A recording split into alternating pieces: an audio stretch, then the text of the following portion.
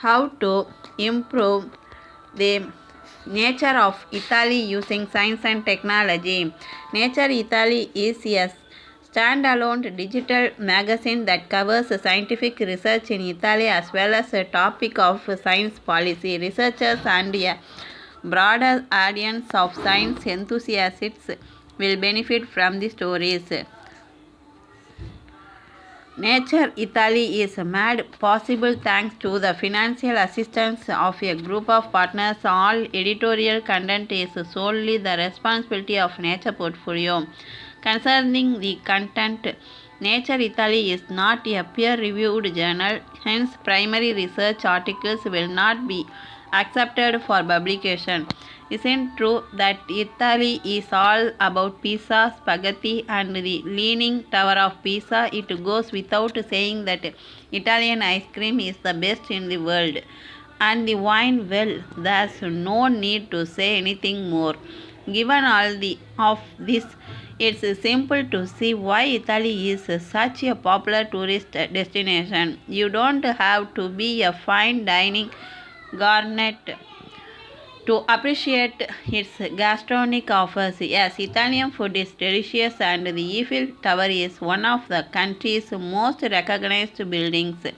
But what truly distinguishes Italy as a travel destination are its great natural wonders.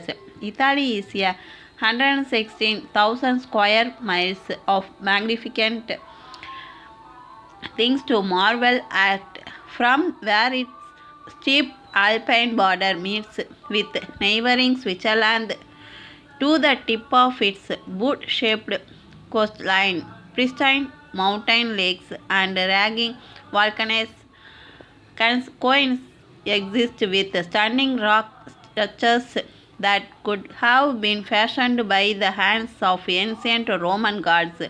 Italy is a nature wonder in and of itself that you should not miss out on seeing. What are you waiting for if you haven't already purchased a ticket?